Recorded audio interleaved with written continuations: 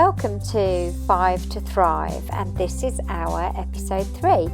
So today I'm really excited because today we're talking about terrific Tedx. One of my favourite things is to listen to Tedx talks, and obviously I've been really fortunate to actually be a Tedx speaker myself. I spoke at Brighton in October last year, and that was just such an amazing experience. And you can find the link to my Tedx in the comments if you'd like to watch it.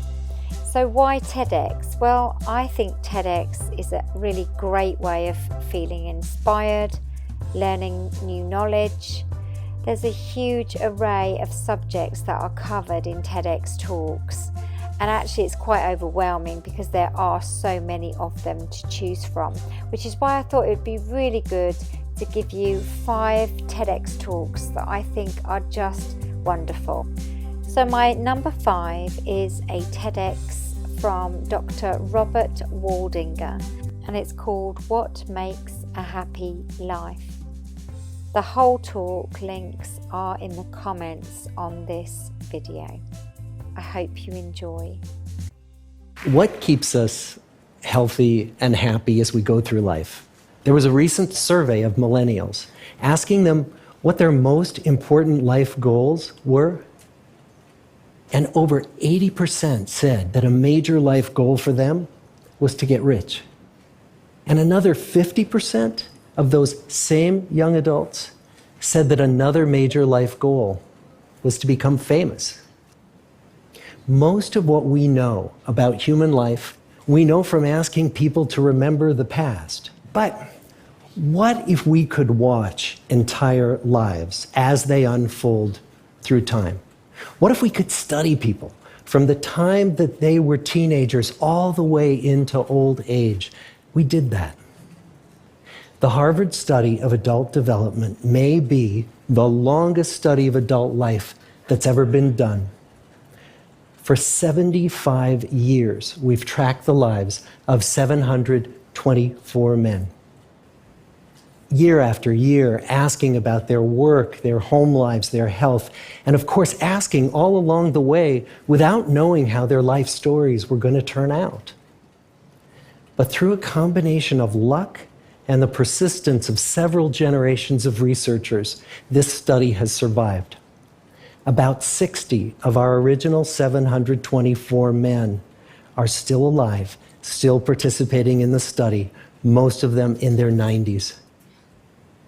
I'd like to close with a quote from Mark Twain.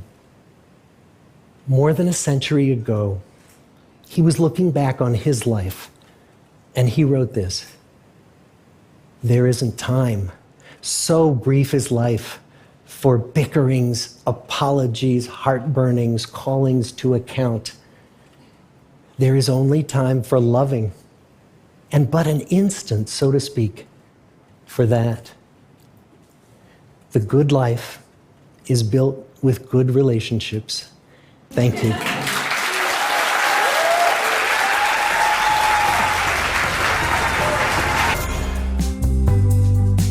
I love that so much. It's such a great talk. Make sure you listen to the whole of it because it's so fascinating.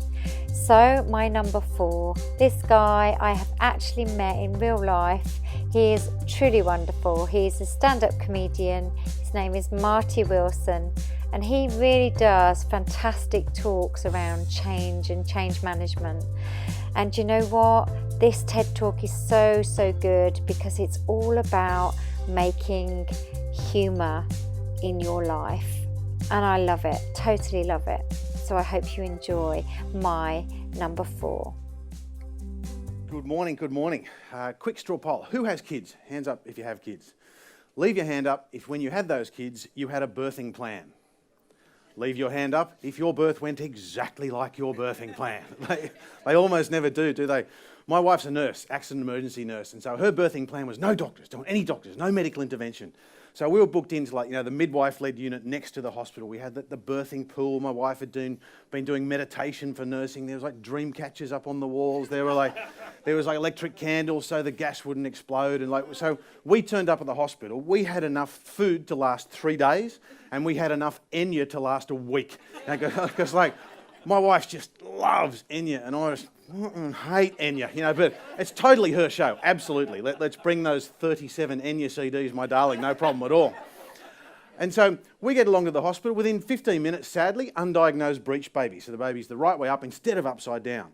And so within 45 minutes of getting to the hospital, we think we're going over this way. There's a huge shift. We're going 180 degrees. We're in the operating theatre.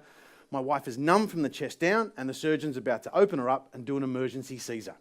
Now, I think the anaesthetist could tell that my wife was quite upset by this. So he leaned down and whispered into my wife. He said, "Mrs. Wilson, would you like me to put the radio on during the procedure? Would you like some music during the operation?" And my wife looks up at me with this angelic, earnest look in her eyes and just said, "Wouldn't it be a sign if Enya came on the radio?" You know? This song, at this point in the song, is what came out of the stereo.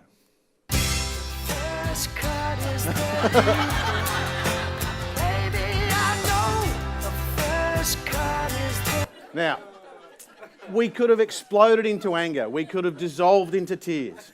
But our eyes locked and we chose to laugh. Like, life is absolutely full of moments where you think you're going over there and all of a sudden you're over there, just like my wife had with the birth of our firstborn child.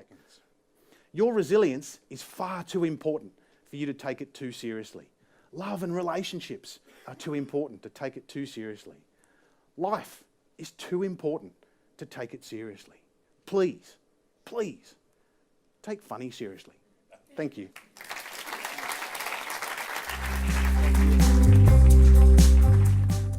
Absolutely brilliant talk by Marty.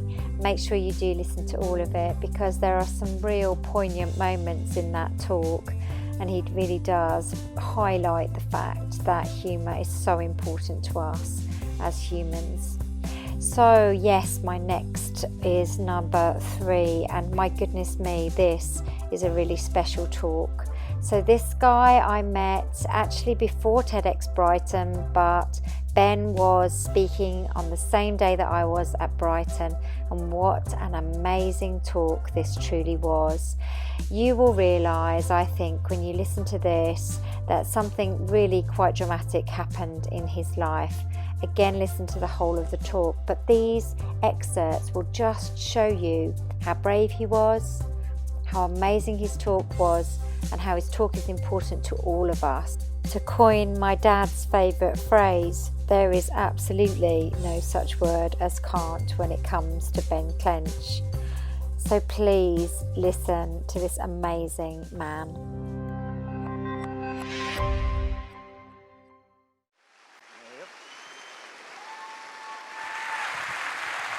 Loads of fun, mate. Thanks.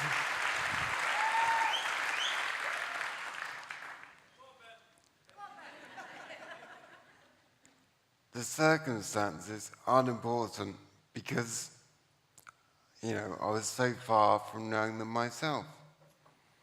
What I knew is that I existed and I wasn't comfortable.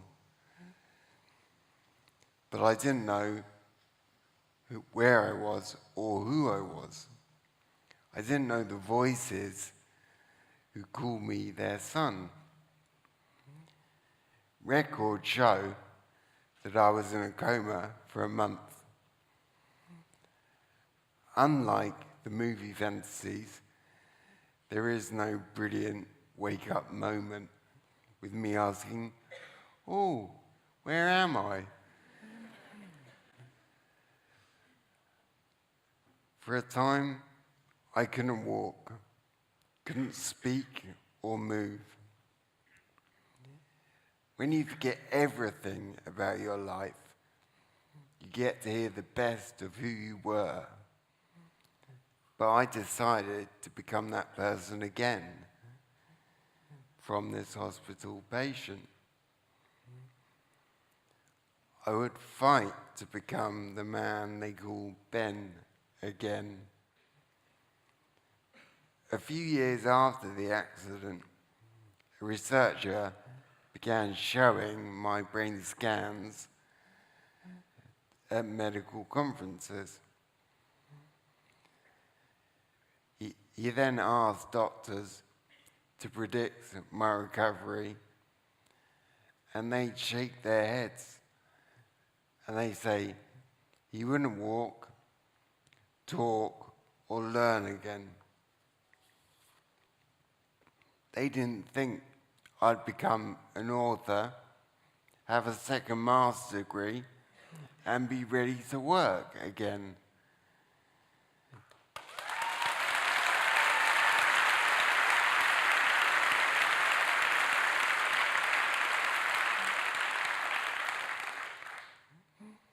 And my voice is different, so now I sound like this. However, the old Ben would never have stood on a stage like this to speak to you all. We all risk being in the wrong place at the wrong time.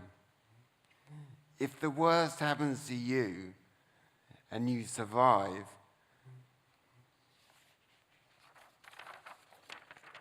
take risk assessments.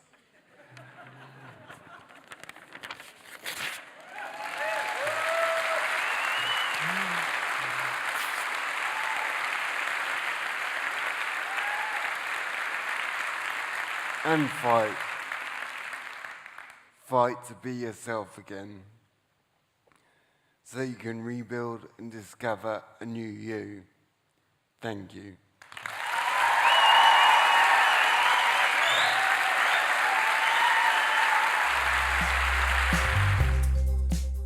The inspirational Ben Clench. And so my number 2, another inspirational lady, Holly Matthews. Her story has huge tragedy in it, and yet I listened to it and I listened to it again, and it just said everything that I know to be true, and that is that we can continue after we have felt so much pain and so much loss. I think this talk is so important for every single one of us to listen to, because it really does teach us that life is short and actually we can still be happy after being so painfully hurt by what life throws at us. Holly, I absolutely adore this talk, and I really hope everybody who listens to it does too.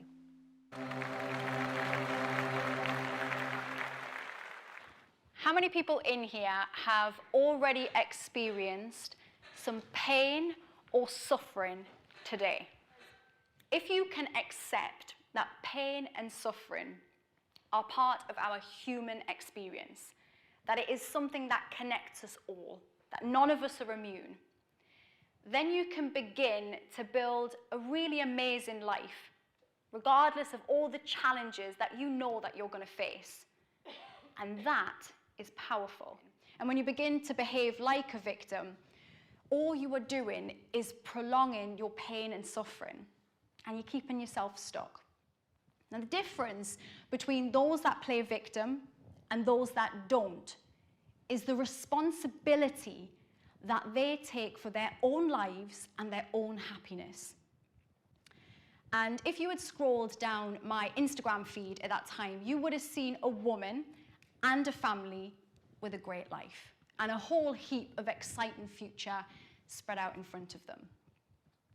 Fast forward 2 months, and my husband Ross had died. So I decided to practice acceptance. Acceptance that my husband was going to die. Acceptance my life was going to change. I looked for the good around the pain, and I took back my power. Ross had been diagnosed with brain cancer in February 2014, and it was bad from the start. Grade 4, rare, a PNET tumour, normally found in children, normally found at the back of the head, his was at the front, and 50-50 chance of surviving 5 years. And I sat down on the floor and I cried. Really cried. The type of crying where you think you're never going to stop. But in that moment, I had more clarity than I've ever had in my entire life. Because in that moment, I realized that nobody was going to fix this for me. And if I wanted to have a happy life, regardless of all of the challenges, then it was down to me. When I speak to mentally strong people, there are commonalities in how they deal with life. They don't feel sorry for themselves. They aren't ashamed to cry and be vulnerable where needed. They don't feel like the world owes them anything, and they're willing to be adaptable. But I believe that we are taught a very skewed idea of fairness from a young age, and we simply won't let go of it into adulthood. And while we're focused on some injustice that we feel that we have or are going through, we are completely stuck in this pain. Because you guys are not unlucky. It doesn't come in threes, and it's not just you. Be kind to yourself. Forgive yourself for not always getting it right. And recognize that being resilient to the tough stuff, it's not about what you can endure. It's about resting, recuperating, and living fully in your moments in between. Thank you very much.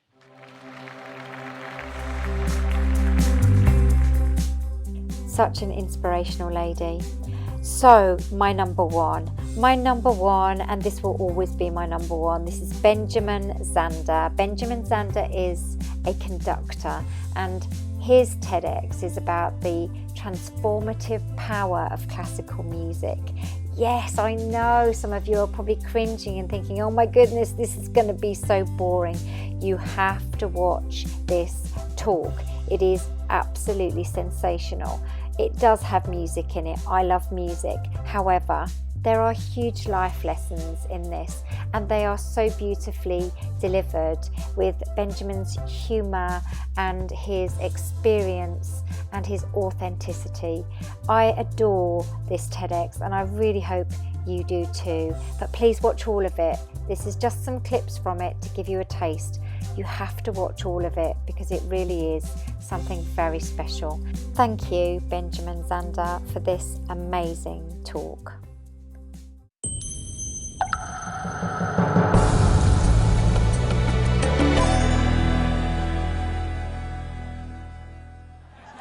Now, there's a similar situation in the classical music world, because there are some people who think that classical music is dying. And there are some of us who think you ain't seen nothing yet. With such a wide gulf between those who understand, love, and passionate about classical music and those who have no relationship to it at all. The tone-deaf people, they're no longer here. But even between those three categories, it's too wide a gulf. So I'm not going to go on until every single person in this room will come to love and understand classical music. So that's what we're going to do. Now, you notice that there is not the slightest doubt in my mind that this is going to work, if you look at my face, right? It's one of the characteristics of a leader that he not doubt for one moment the capacity of the people he's leading to realize whatever he's dreaming. Imagine if Martin Luther King had said, "I have a dream!" Of course, I'm not sure they'll be up to it.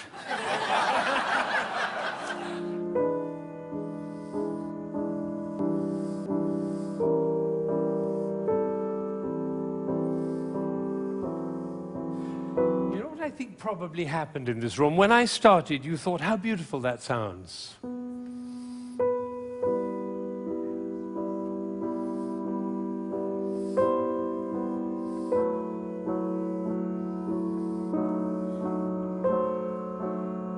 I don't think we should go to the same place for our summer holidays next year. It's funny, isn't it? So let's see what's really going on here. We have a B. This is a B. The next note is a C, and the job of the C is to make the B sad. And it does, doesn't it? Composers know that. If they want sad music, they just play those two notes. But basically, it's just a B with four sads. Now he gets to F sharp, and finally he goes down to E. But it's the wrong chord, because the chord he's looking for is this one. Right? And instead he does... Now, we call that a deceptive cadence, because it deceives us. I always tell my students, if you have a deceptive cadence, be sure to raise your eyebrows, then everybody will know. Because for me to join the B to the E, I have to stop thinking about every single note along the way and start thinking about the long, long line from B to E. Bring that person into your mind, and at the same time, follow the line all the way from B to E, and you'll hear everything that Chopin had to say.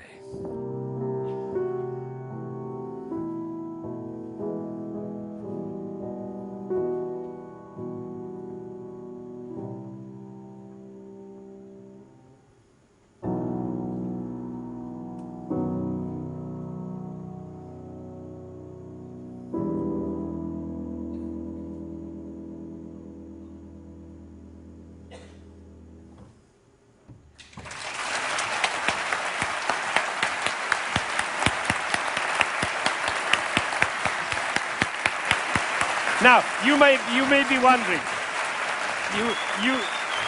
you may be wondering why I'm clapping. Well, I did this at a school in Boston with about 70 seventh graders, 12-year-olds. And I did exactly what I did with you, and I told them and explained them the whole thing. And at the end, they went crazy, clapping. They were clapping, I was clapping, they were clapping. Finally, I said, why am I clapping? And one of these little kids said, because we were listening. The conductor of an orchestra doesn't make a sound. My picture appears on the front of the CD.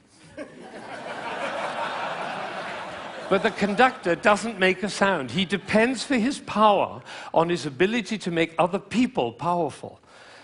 And that changed everything for me. It was totally life-changing. People in my orchestra came up to me and said, Ben, what happened?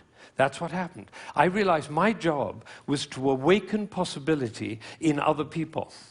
So now I have one last thought, which is that it really makes a difference what we say, the words that come out of our mouth. I learned this from a woman who survived Auschwitz, one of the rare survivors. She went to Auschwitz when she was 15 years old, and her brother was 8, and the parents were lost. And she told me this. She said, we were in the train going to Auschwitz, and I looked down and I saw my brother's shoes were missing. And I said, why are you so stupid? Can't you keep your things together, for goodness sake? The way an elder sister might speak to a younger brother. Unfortunately, it was the last thing she ever said to him, because she never saw him again. He did not survive. And so when she came out of Auschwitz, she made a vow. She told me this. She said, I walked out of Auschwitz into life, and I made a vow, and the vow was, I will never say anything that couldn't stand as the last thing I ever say. Now, can we do that? No, and we'll make ourselves wrong and others wrong. But it is a possibility to live into. Thank you.